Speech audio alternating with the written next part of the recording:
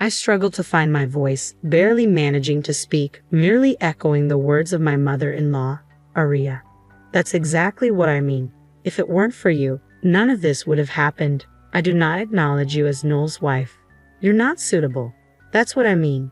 Why? Why all of a sudden? Why say such things? I questioned, bewildered by the sudden onslaught of accusations.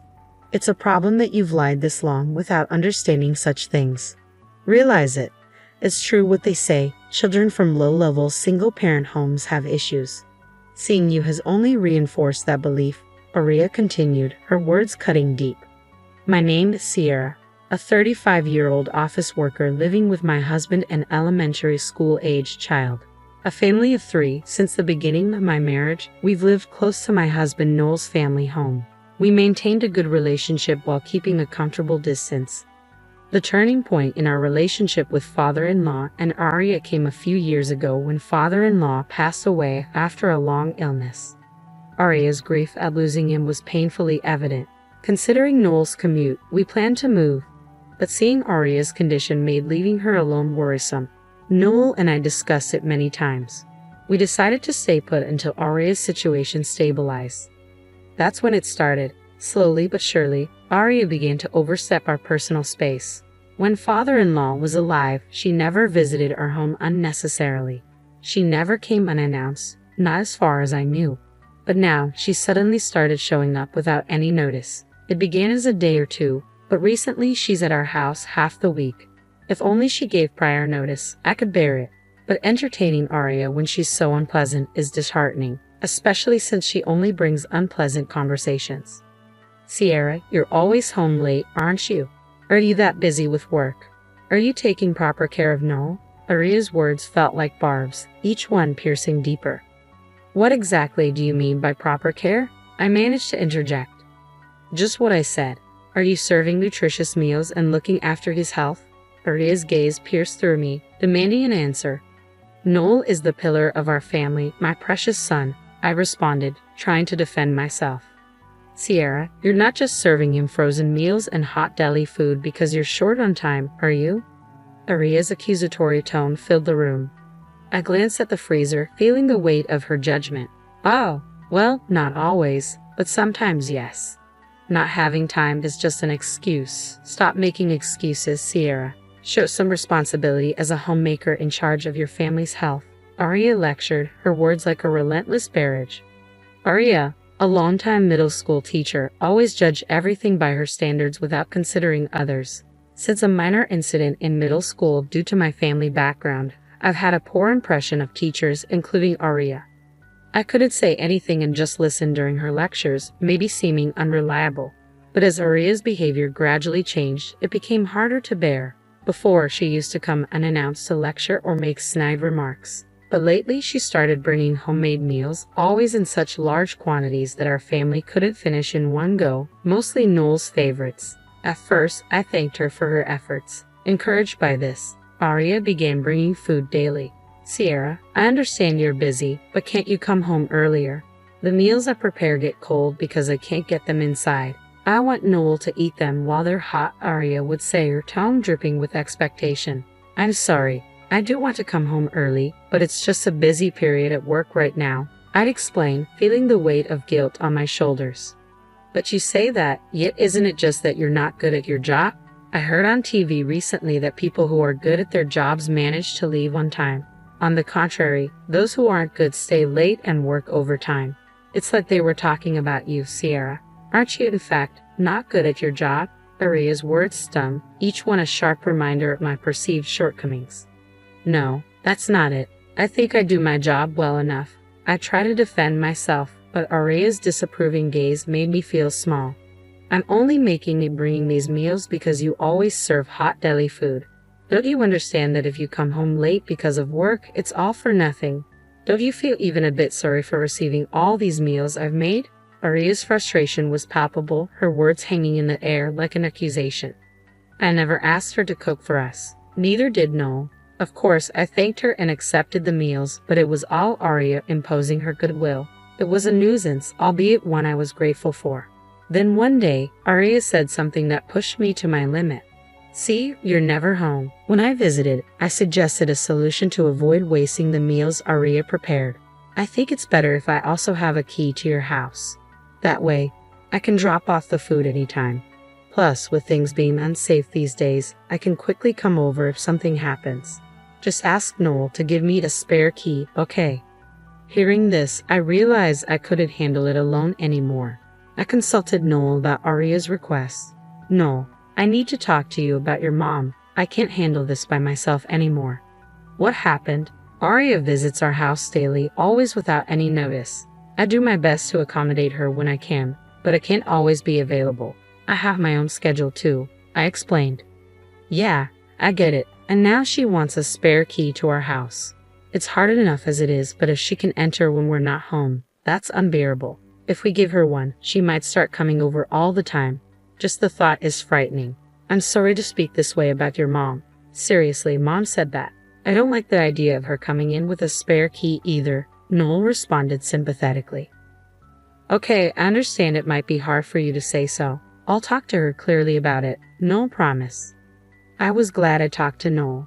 The next day while I was at work, Aria called. Sierra, what time will you be home today?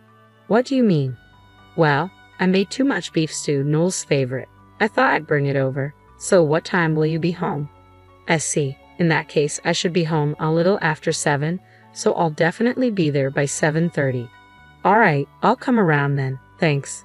It might have been the first time Aria called before visiting. Noel must have talked to her already. I was impressed by how quickly things changed. But honestly, I didn't just want her to call before visits. I wanted her to stop visiting altogether. That was my true wish. But for now, I was genuinely happy she called in advance. Aria's visit frequency didn't change, but she started calling beforehand. That alone significantly reduced my stress.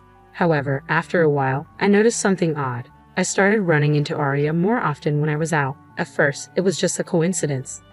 I initially brushed off the frequent encounters with Aria as mere coincidence. Whether it was during our family shopping trips on weekends while buying toys with my child, or unexpectedly running into her at the station on weekday evenings, it all seemed too much to attribute to chance. Yet, oddly enough, these chance meetings never led to anything more than brief exchanges of greetings and explanations of what we were doing.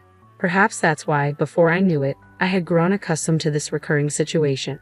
On one particular holiday, amidst these frequent encounters, we decided to tidy up the house in preparation for the delivery of a sofa set Noel had been eyeing for a while. Initially focused on cleaning the living room, where the new sofa would be placed, we found ourselves inadvertently getting carried away and tidying up the kitchen and bedroom as well. In a corner of the bedroom, we stumbled upon an inconspicuous outlet that seemed unlikely to ever be used. There we discovered a double outlet adapter plugged in, which neither Noel nor I remembered buying or placing there. Sensing something amiss, we silently checked all the outlets in the house. We uncovered mysterious outlet adapters in the kitchen and living room as well, making 3 in total. Though we had an inkling of what it might signify, we were too afraid to voice our suspicions. Isn't this like those things you see on TV sometimes? Noel finally broke the uneasy silence, voicing the question that lingered between us. Who would do this, and why? Mid-conversation, Noel abruptly asked about the whereabouts of our banking card, leaving me bewildered. Not understanding his concern at first, Noel clarified, "Is our banking card here? Has it gone missing?" His words sent a chill down my spine. With mounting unease, Noel gestured for us to move to the living room, cautiously suggesting that we might be bugged. "It's better not to talk about it here. We should be safe here. It's far enough," he whispered, trying to reassure me. As panic threatened to set in, I reached for the phone to call the police. But Noel stopped me, advising caution. "While it's good to report to the police, let's wait. Reporting without knowing who did it might just waste time," he cautioned, his voice tense with apprehension. "I had an idea. We can report it," Noel suggested. After sharing his plan with me, I felt an immediate urge to report it. But Noel seemed to have a hunch. That night, we carefully placed the double outlet back in its original spot, wrapping it in newspaper. With a fan blowing on it continuously, we set up a camera. At 2 a.m. the front door quietly opened, and a figure slipped inside, heading straight for the living room. As the figure entered, it picked up the double outlet, inspecting it closely. We captured every move on camera, and without warning switched on the living room lights. The figure panicked at the sudden brightness. I was momentarily stunned, yet it also felt expected. It was Aria. So it was you? We need an explanation, Mom. Noel spoke calmly but with underlying anger. Yet Aria redirected her anger towards me. Sierra, what is this all about? Even Noel is looking at me like that. What's going on? Don't play dumb. What were you checking by sneaking into our house in the middle of the night? I demanded, struggling to contain my frustration. What does it matter? More importantly, why are you two so angry with me? Aria retorted defensively, failing to grasp the severity of her actions. This was all my husband's idea. We're the ones asking for an explanation, not you, Aria. If you have something to say, answer our questions first, I asserted firmly. Sierra's right. If you're going to play dumb, we'll call the police. Understand? Noel's voice was cold and Aria's demeanor shifted as she realized there was no room for negotiation. Reporting to the police? That's an overreaction. We're family. There's no need for such formalities. This is all a misunderstanding, so let's not make a big deal out of it, Aria pleaded, attempting to downplay the situation. A misunderstanding, you say? Then you better explain yourself clearly to clear it up. Unless we are not convinced, I challenge, my patience wearing thin. Still claiming it's a misunderstanding. At this point, there must be a good reason for it, right, Mom? Noel's tone was resolute. Well, it's just, loneliness. I was lonely, so I did it, Aria confessed, her justification falling flat in the face of our disbelief. Unaware that Aria had been eavesdropping and monitoring our movements, I had struggled with the invasion of my personal space. Blaming myself for not handling it well, I had pushed myself to the limit. But now, it was clear that Aria's eavesdropping had been the root cause of my discomfort all along. A mix of relief and anger surged within me as I realized it wasn't my fault, but rather Aria's actions that had caused this turmoil. Naturally, my tone and attitude towards her turned harsher. Do you really think that reason is enough for us to be satisfied? What you're doing, Aria, is absolutely inexcusable. Don't you understand that? I confronted her, my frustration palpable. Sierra's right, Mom. We can't accept that reason, and we can't forgive what you've been doing. I hate to say it, but what you're doing is wrong. If things continue like this, we can't have a relationship like before, Noel added firmly. Wait, Noel, I'm your parent. How can you say such terrible things to your own mother? You weren't like this before, were you? Aria's plea was desperate, seeking pity. But Noel remained cold and distant. Who's causing this, Mom? You won't admit your own actions and your reasons are selfish. It's obviously wrong. Enough is enough. We're leaving here. Of course, we won't tell you where we're moving. No. Why? Aria, please stop. You betrayed your own son. Don't you understand how he feels? I interjected, hoping for reconciliation. But my attempts fell on deaf ears. Aria's sudden outburst shocked me. It's all because of you. If you hadn't been here, I wouldn't have had to do any of this. If only you had married Noel, she accused, her words filled with bitterness. I couldn't comprehend the sudden outburst from Aria. My fault? I managed to speak, echoing Aria's words. That's exactly what I mean. If it weren't for you, none of this would have happened. I do not acknowledge you as Noel's wife. You're not suitable. That's what I mean. Why? Why say such things so suddenly? It's a problem that you've lived this long without understanding such things. Realize it. It's true what they say, children from low-level single-parent homes often have issues. Seeing you has only reinforced that belief, Aria retorted, her hostility evident. Noel, finally catching up to the situation, hurriedly tried to stop Aria. Mom, what are you saying all of a sudden? Do you realize what you're saying? He questioned, his concern evident. I thought you would feel constrained by marrying a woman from such a low-level family. That's why I was monitoring to prevent any problems. It's all for your sake, Noel, Aria confessed abruptly. Her words left us baffled, especially Noel, who seemed to be encountering this side of his mother for the first time. He was unsure how to react. My confusion differed from Noel's. I was puzzled by Aria's choice of words directed at me. They felt oddly familiar. Eventually, a memory resurfaced, and I decided to confront Aria. Aria, I heard you were a middle school teacher. Is that true? I asked, seemingly diverting from the situation at hand. Her exaggerated reaction to my question sparked a realization within me. If you were a middle school teacher, you must know many other teachers, right? There's a teacher I can't forget. Is she perhaps an acquaintance of yours? I mentioned a name, and Aria's reaction confirmed my suspicions. She became visibly shaken and stuttered in response. Why that name? I prodded further, now certain of the connection. It seemed my former middle school homeroom teacher was a point of contention. I thought so. It's connected. Seeing Aria's reaction, I was certain my suspicions were correct. The name I had mentioned was that of my middle school homeroom teacher. I explained. From your reaction, Aria, it seems you know her. Actually, I was treated terribly by that teacher and got into some trouble. It seems like you've heard about it, haven't you? I continued, unraveling the connection between Aria's actions and my past. The trouble with my former teacher was related to my family background. My parents divorced when I was in elementary school. I was taken in by my mom. I was told by my mom that the divorce was due to a personality clash, not because they hated each other. In fact, even after the divorce, my father and I kept in touch regularly. We even had family dinners together several times. Both my parents worked, but they had different life rhythms. There were many mismatches, so they decided it was better to live separately for both of their sakes, even though they were divorced. I didn't really feel constrained by my upbringing. However, my former homeroom teacher saw it differently. She labeled me as a problem child simply because I came from a single-parent family. Children from low-level single-parent homes are often problematic, she told me directly.